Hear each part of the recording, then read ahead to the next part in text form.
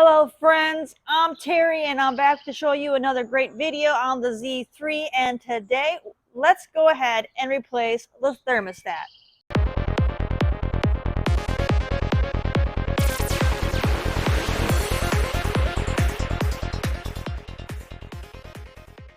So I have been going through a complete cooling system upgrade due to some mishaps that happened that you can go ahead and check out. I have other videos of showing some maintenance I've already done so far on the cooling system. We did the fan, the water pump pulley, as well as the belts. We drained all the coolant as well. And so now we're at the step for the thermostat. Now if you're checking out this video because you only want to do the thermostat, just make sure you go ahead and you drain all the coolant out first, because for the thermostat you still have to replace the coolant because it's going to come pouring out. So just replace the coolant. As you can see, my Z3 is still jacked up, and so what I'm going to go ahead and do is lower it down so it's nice and level, so we can go ahead and remove the thermostat right here. It's just better to have it level so that way if there is any coolant in there that didn't come out while it was on the angle, hopefully the rest of it will pour out. Let's get this thermostat out. Now this is an easy part to replace. Let me show you all there is to it. Now I have the M54 engine. This thermostat BMW has used on a plethora of models that they've had. You got your 3 Series. So anything with the M54, M52, and the M52tu engine is going to have the same thermostat. So you just got to go ahead and we got to get the upper radiator hose disconnected, the lower radiator hose down there.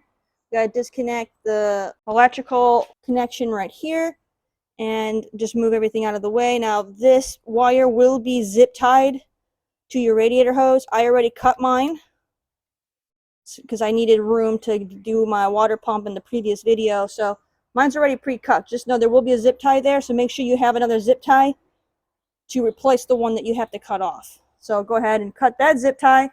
Then you just got to go to this electrical, you push in just like that. It just pushes in and then you pull up, and then mine was already loose because I was messing with it earlier, and that's how you disconnect that piece right there. Now it does look like mine is in pretty bad shape, so I might need to replace this. It looks really rough, but I'll leave that alone for now. I can do that later, but go ahead and get that unplugged, get this unzip tied, and then if you have a small screwdriver or a hook tool, you can go ahead and get these off. I prefer using a hook tool. There's a small gap in the front. You can get your hook tool right in there, and then you just pull it towards you, and it will click like so, and then that one's there. And you do the same on the lower radiator hose. Put your hook tool in and then pull it. Well, mine just came off. I can put that back on, not a big deal. And then those come off. So, and then you can go ahead and you can pull your hose off. Again, make sure when you're doing this that everything's cold. You can get burned very easily on these hot hoses. And then you can disconnect that. Once you disconnect the hose, push your clamp back in, just like that. This way you don't lose it. Plus, when you go to reinstall the hose, you need this bracket pushed in so you can click it back onto your thermostat. So just click that right back in. All right, that one we can go ahead and I'll just tuck it down out of the way best I can here. There, just to get it out of the way. I'm going to be replacing my hoses, so I'm not too worried about damaging them. And then pull that one off, just like so. And then kind of tuck that out of the way.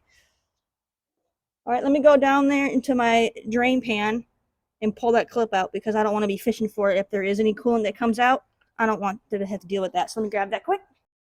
All right, the next step is you're going to have one 10mm bolt on the top, and then there's going to be 2 on the bottom you have to get out.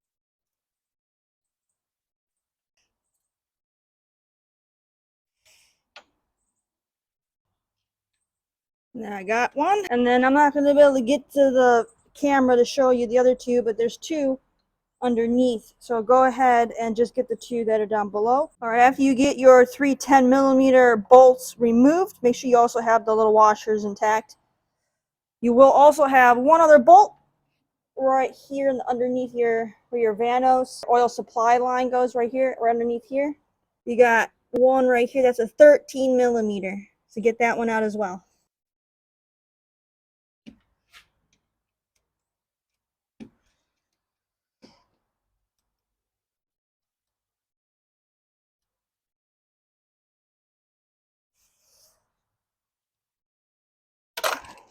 There we go. Use my breaker bar to break that loose. I don't like wasting time and energy loosening nuts and bolts, so I use my breaker bar quite often whenever I can.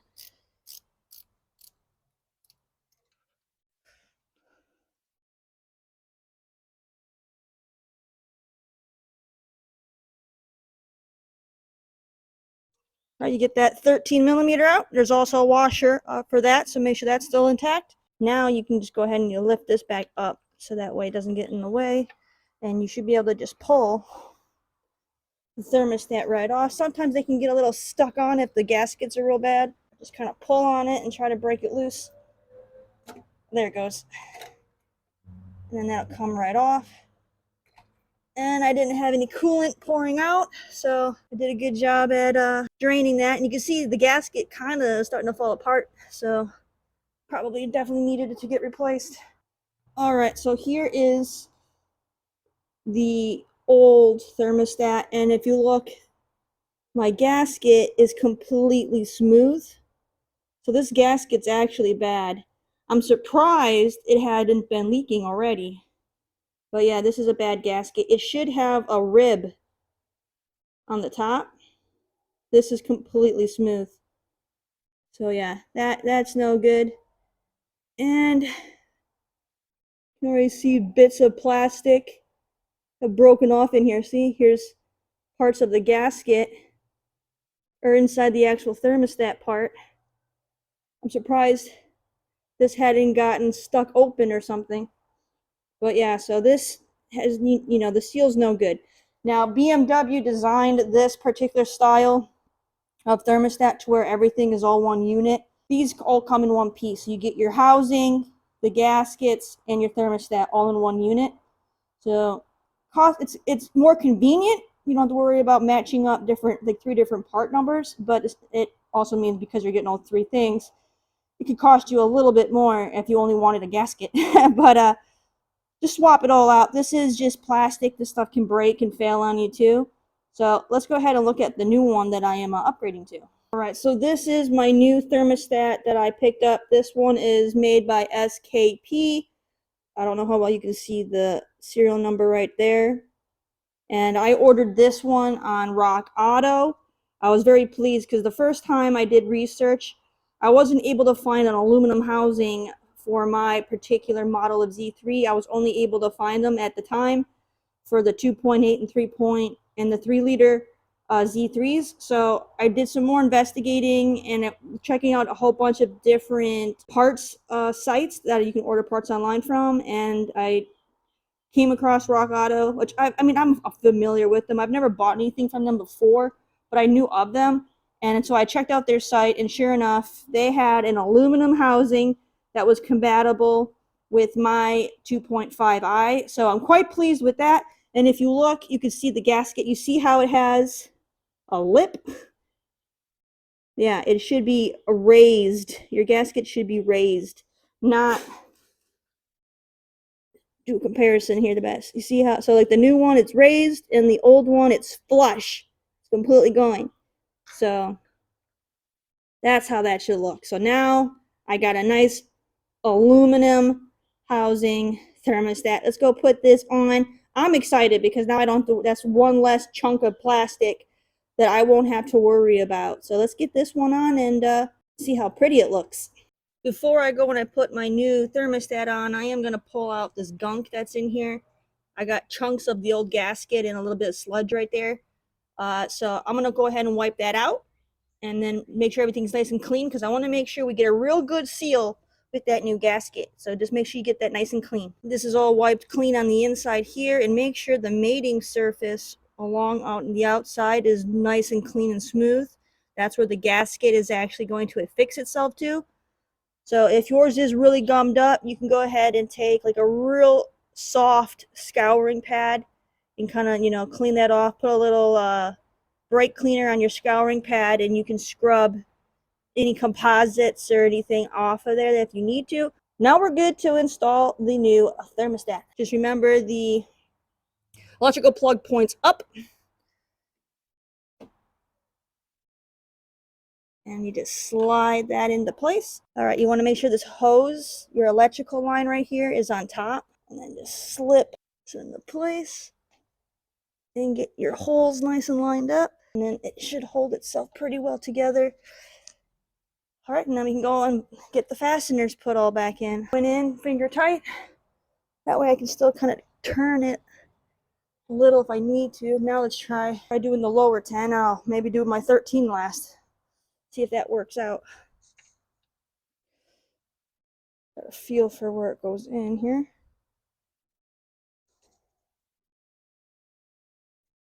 It's really hard to see underneath it.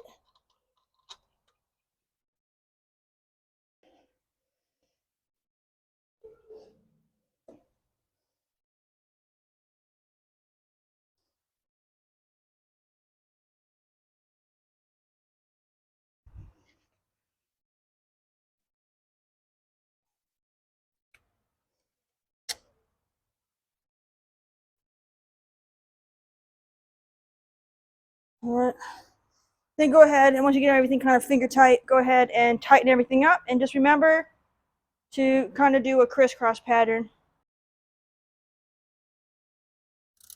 All right, so I went ahead and I got them pretty much all snug. So now I'm just doing the tightening process.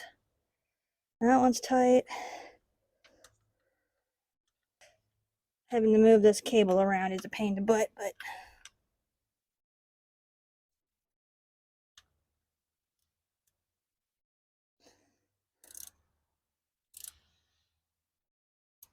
tight. Now I'm using my short little 1/4 inch drive socket wrench with a long 10mm. So I'm not gonna be able to get them as tight as I'd like with this little wrench. So I'm gonna switch it once I'm comfortable with it. With this one, then I'll go up to my larger one just to make sure it's tight. And being that this is aluminum, it can still crack, but it's not as easy to crack as that plastic one would be. So just be careful not to over tighten. That's all I'm going to say. Just don't over tighten it. It's still aluminum. Now let me switch over for that 13. Now that one was really tight. I had to have a breaker bar to loosen that 13. So I'm going to make sure that one's good and tight.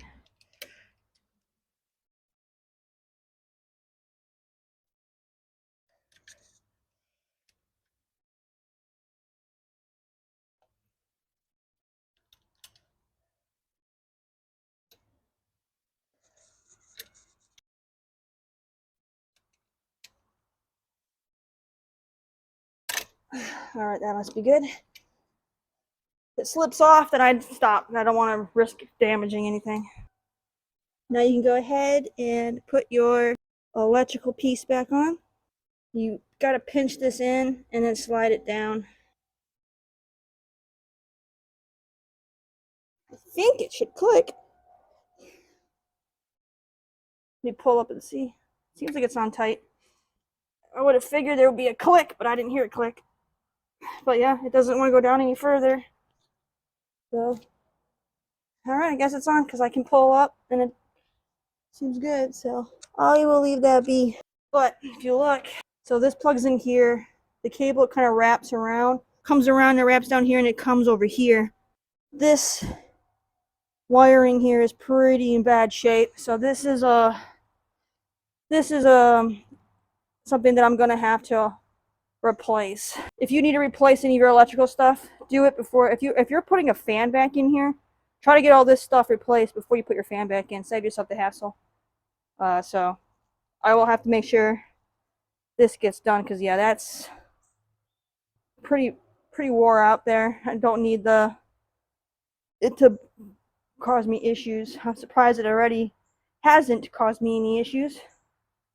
But I'll go ahead and I'll swap that out. All you would then have to do is put your hoses back on. Like I said before, push these clips back in.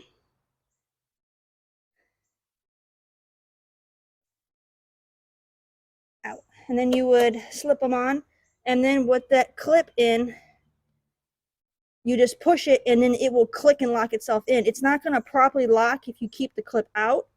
So you have to push the clip in and then push this in to lock it in place. Sometimes you might need to rub a little bit of coolant in there to kind of help slip it on. But anyways, you would keep going until it clicks. Mine's going to need some lubricant because now that I'm sliding it over metal instead of plastic, I got a bit more resistance. So, but that's all you have to do. All right, just put a little bit of coolant or inside the hose there and then slip it over until it clicks into place. I don't really want mine on because I'm replacing the hoses, so I'm not going to fully lock mine in, but you're going to do that. But this one, slide it until it clicks, and then take your lower hose. I would have to put my clip back on here because mine fell off. Put the clip back on if it falls off. Click it into place, and then pull it up on the bottom of the thermostat housing until that clicks into place. And then you're complete with your thermostat replacement. And there you have it. The thermostat is now replaced and upgraded to a nice, beautiful aluminum housing. I'm super pleased with that. Now you guys know how to go ahead and tackle that. I want to see if I can find some, like maybe silicone hoses if possible to get away from the rubber, just so I know that it'll last me even longer. Yeah, that's all you got to do. Upcoming projects, I'll still have to do the hoses. I still need to upgrade the radiator. Another general maintenance thing you can do while you have your fan off is highly recommended with the Z3 to go ahead and replace your motor mounts. Those get wore out. Depends on which ones are on your car.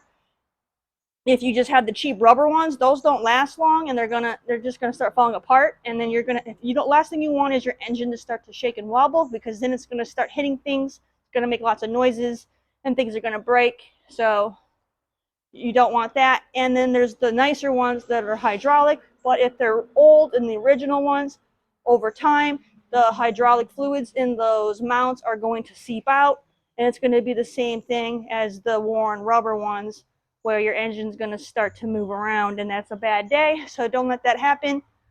It is recommended that if you already have over 100,000 miles on your Z3, your mounts are overdue. Change your mounts, okay? Get those engine mounts done.